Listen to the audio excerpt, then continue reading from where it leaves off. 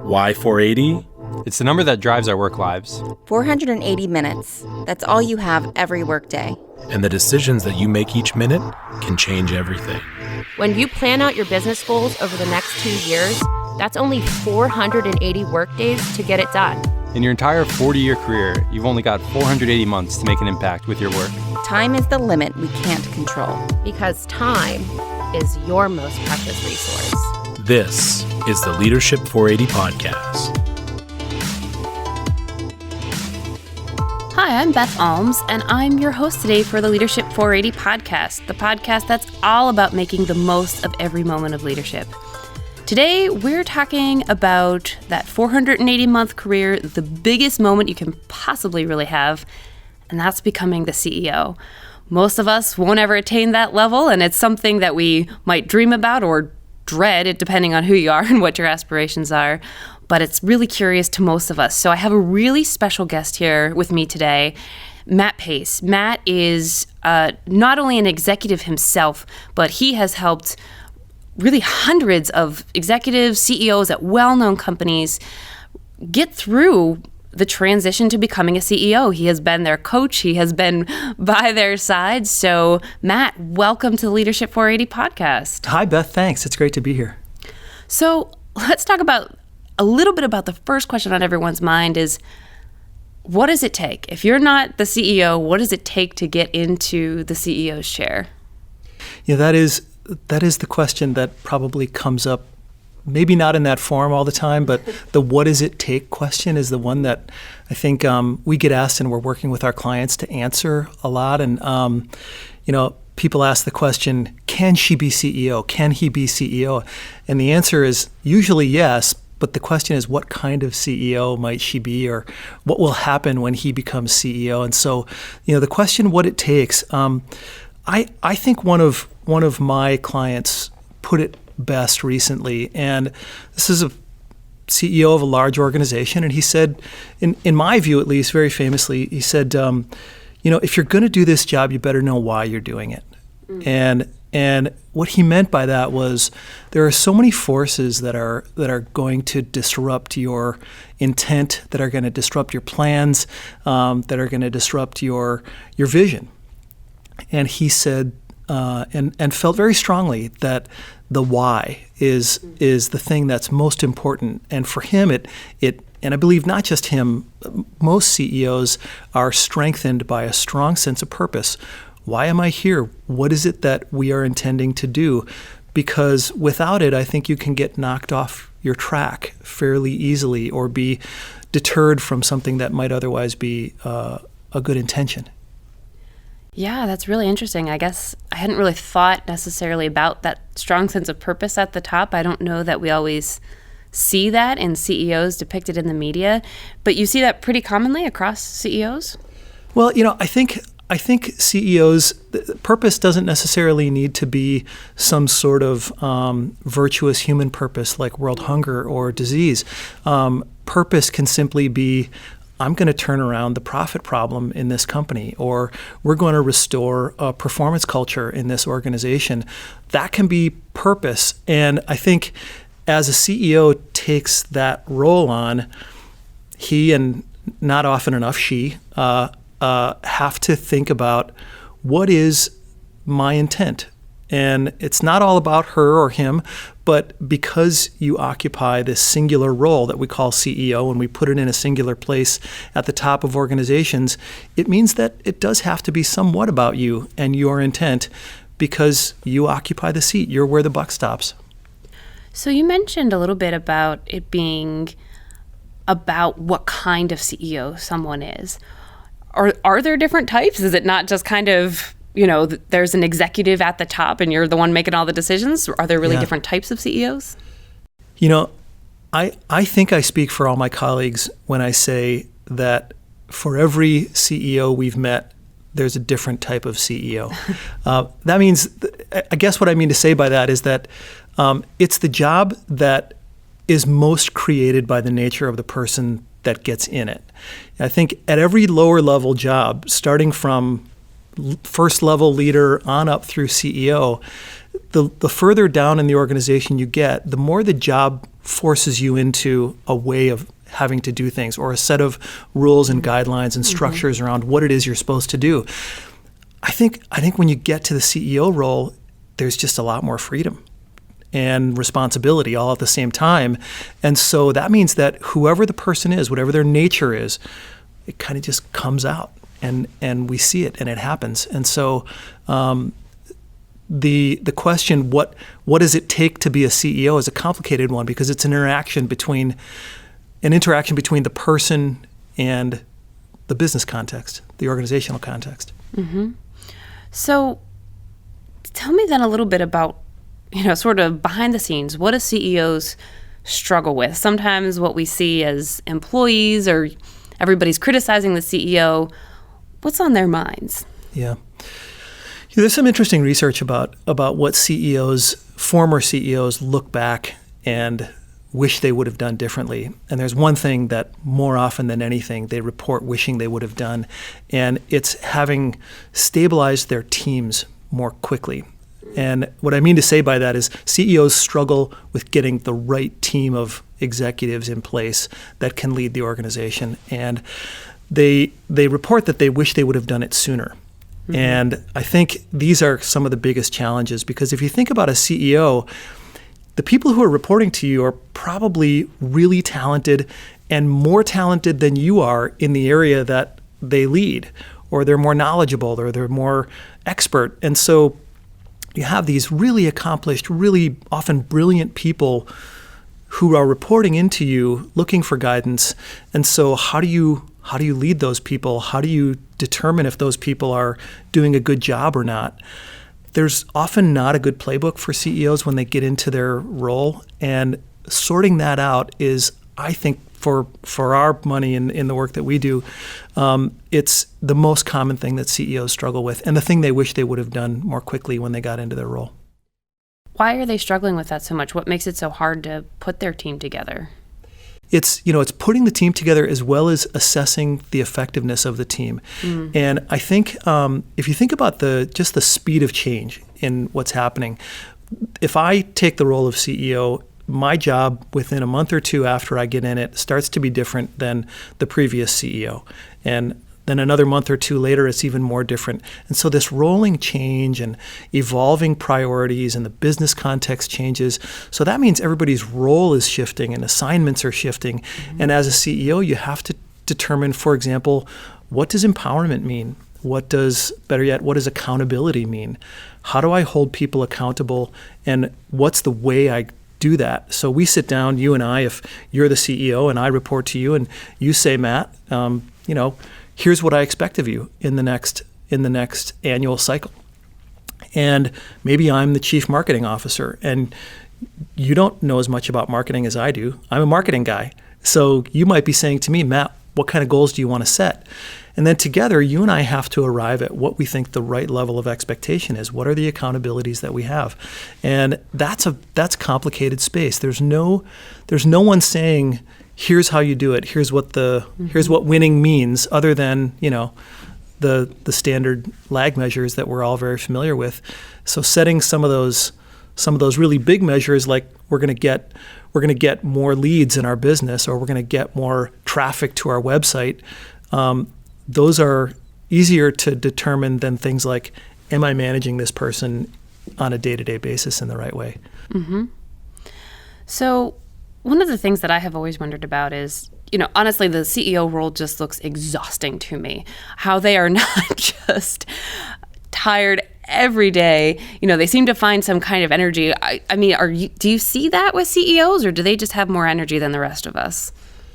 I would say both are true. We do see fatigue with CEOs, only in private moments. You don't see it publicly. CEOs are, I think, as we know, well known as people who tend to have a natural amount of energy because it is 24/7. There is no turning the job off. You don't go and just disconnect for 2 weeks if you're a CEO. I suppose there are some who can manage to do that, but for most CEOs, the business never stops, and the challenges never stop, and the need for your attention and your quick reaction never stops. And so I think most people tend to come into it, and it does tend to draw a person who is energized by the frequency of it. But I think we'd be naive to think that it doesn't exhaust people periodically, especially when performance is suffering. If things are going well, I think most CEOs would tell you how fun it is. It's when things aren't going well and they continue to not go well and the challenges continue to mount that CEOs can find it exhausting.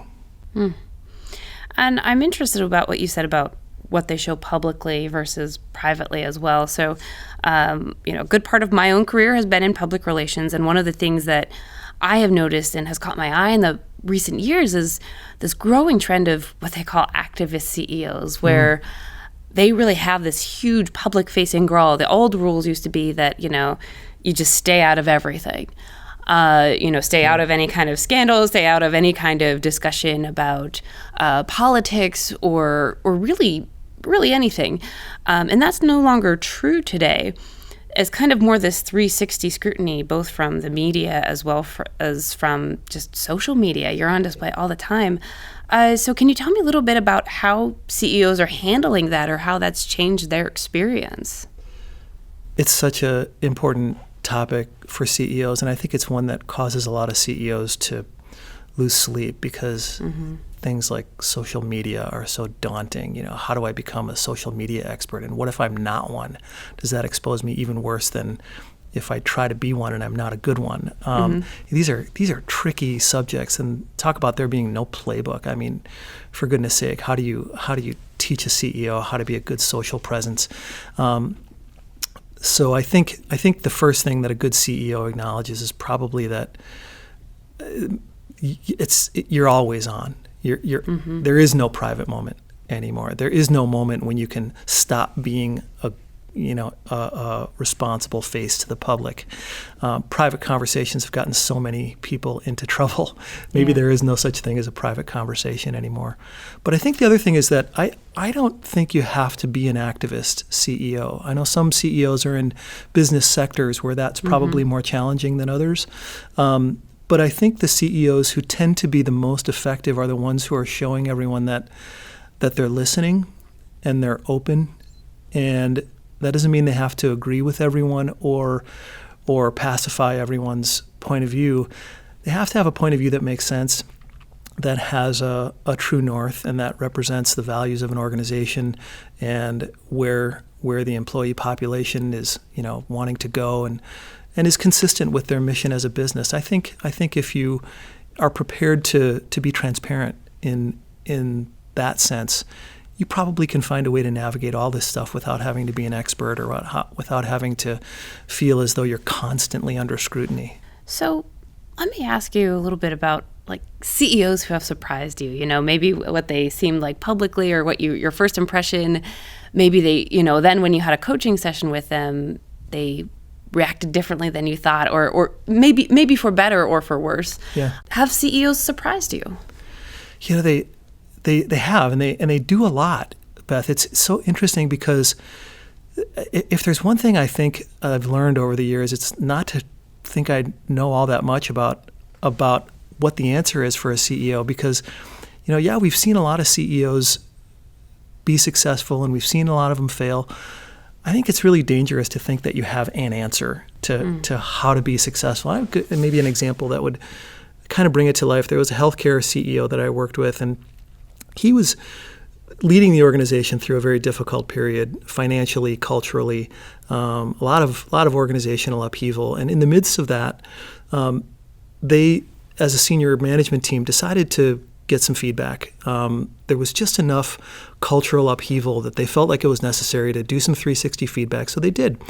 And this CEO went and got feedback from all of his colleagues and a bunch of his direct reports, probably 25 or 30 people who weighed in and gave him feedback. And boy, did they give him feedback. So on the day that he and I sat down to go through his report, he had not reviewed it when we sat down to do his feedback session. He hadn't even opened it up. And I asked him if he had, and he was very honest. He said, no, I haven't had a chance. And we started to read through it together, and some of the comments in there were pretty tough for him to read, because they were things, words like tyrant came up, and words like aggressive and embarrasses people in public, and I'm sorry I have to work for him, and this organization is starting to embarrass me. These were things that started to really get to him, and so you can imagine his reaction as he's paging through this. Well, flash forward a little while into the conversation, and he said something that really stuck with me, and I think this is one of those moments that really did surprise me, because he said, Matt, when I think back to when I started my first executive job, I remember what it was like to feel like I had a lot of responsibility and to be leading people in a way that was really important to me. And he said, when I think of the person I was then and the person that's being described in this 360, I don't know what happened. And he was frankly stunned by his own slow morphing of his behavior and his approaches. And the more we talked about it, the more he started to share that over time, the tensions, the pressures, the things that he felt like were his responsibility began to get to him, and his optimism started to erode, and his sense of possibility started to erode, and that caused him to believe in people less than he used to. Wow. And so he had been this guy earlier in his career that it's the guy everybody loved to work with. Everyone wanted to work for this guy. And flash forward a decade and a few tough experiences and a few lumps, and suddenly he's not that guy anymore. That's such a powerful story.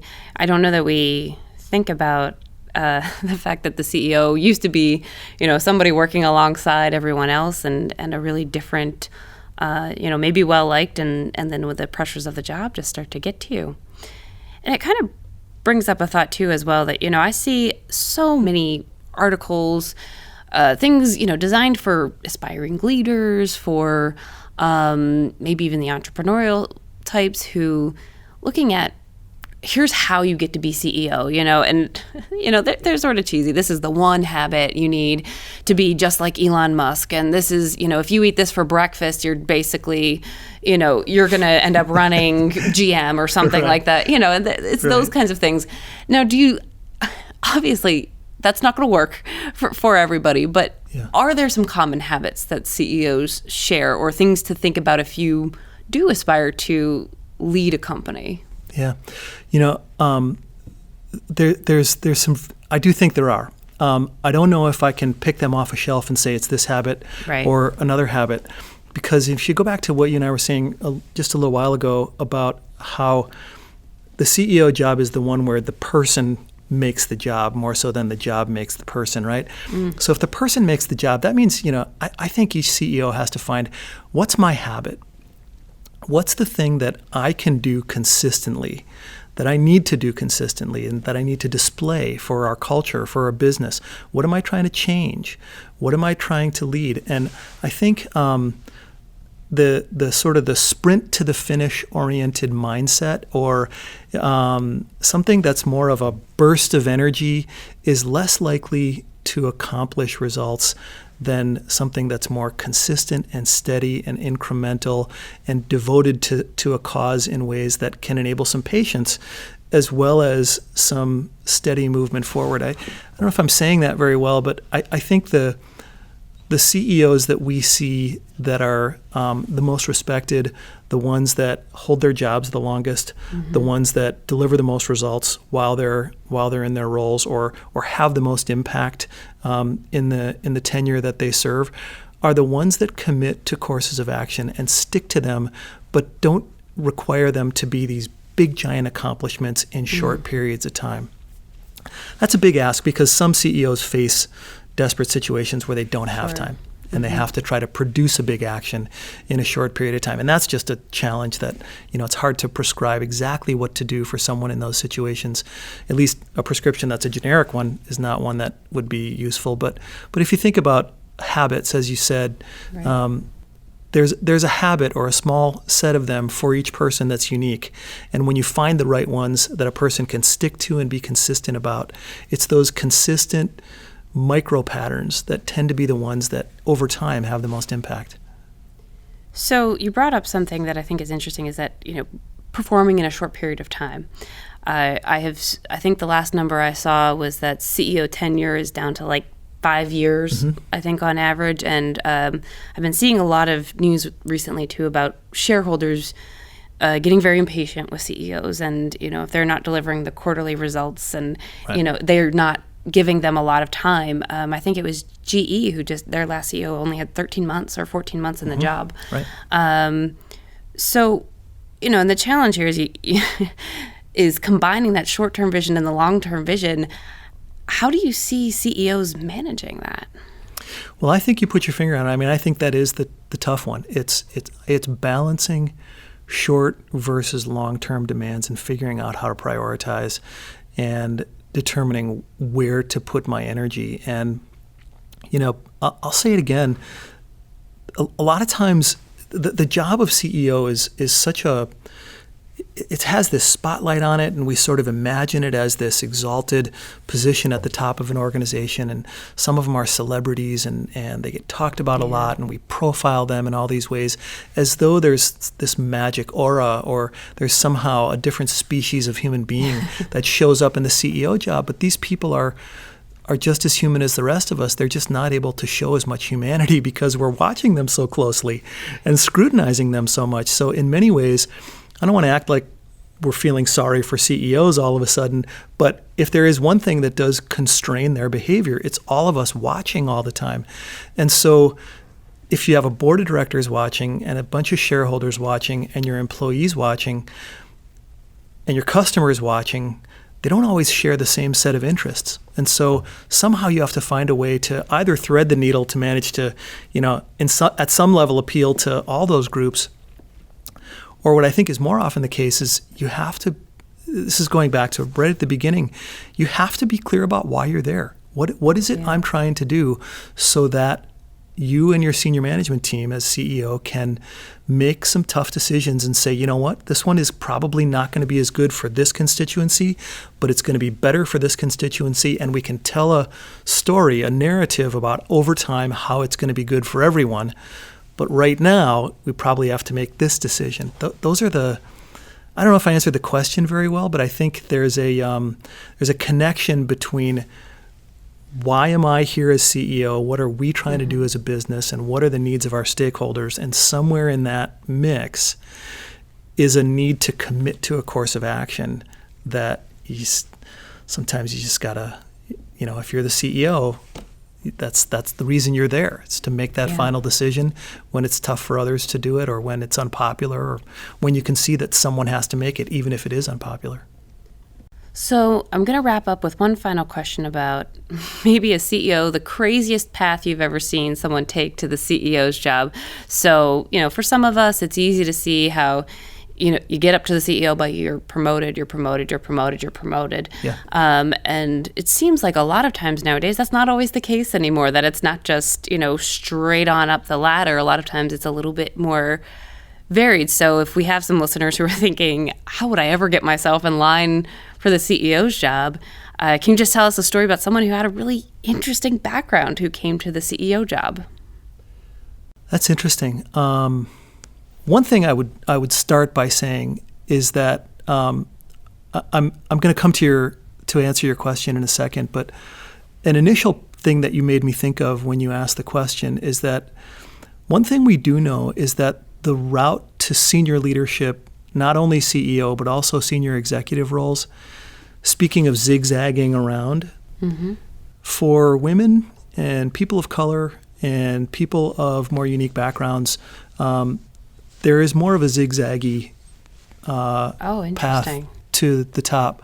We see people having to take more assignments, get more experience if you're a woman, if you're a person of color. And I think that's a message for all of us, not just people who are chief diversity officers or inclusion executives and leaders in this space. I think for all of us, we have to not just think once or twice, but deeply about why that is. What are we doing in our organizations to enable pathways that cause us to notice talent or notice capability sooner, and particularly in ways that are not the traditional ways.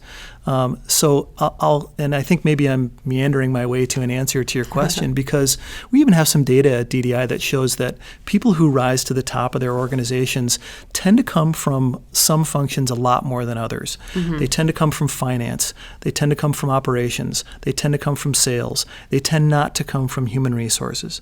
They tend not to come from some of the more non-traditional pathways, but we have seen some people. I already heard they don't come from marketing and PR. I've already heard the bad news, Matt. That's right. They don't. But if you look at a Mary Barra from General Motors, Mary has a background that is not the traditional background in the engineering and design type of background. And I think by all accounts, Mary Barra has done a terrific job at General Motors. Hasn't been perfect. They've had a very challenging set of conditions that they've faced during her tenure, and I think that's not likely to change. It's not going to get easy for General Motors, but she's a player who comes from a more varied background and from some of the non-traditional space. And in a place like General Motors, where the old term used to be, we're looking for a car guy. That's literally a term that, if I go back a couple of decades, we were asked to help, not General Motors, another automotive company, to find car guys. That's just the term itself denotes the fact that we have an opportunity to be thinking and looking for capability in spaces where it's not necessarily expected. And I guess another point, Beth, is that if you look at data, we simulate the job of CEO for our clients, and we have our client candidates for CEO go through a day and a half or full day simulation of a CEO role, followed by a series of interviews, and we talk to their colleagues and we find out what their managers have seen from them in the past, and we put a profile together. And what we don't find is differences by function, for example. What we don't find is differences by gender. What we don't find is differences by ethnic background. People are capable to do the CEO function in equal measure across all these different groups. And so I think our tendency to choose CEOs from traditional functions and backgrounds comes from the risk that boards of directors and shareholders don't want to face. They want some sort of known quality. Or known quantity, I guess I mean. Something that is experience is the one you hear all the time. We want someone with experience.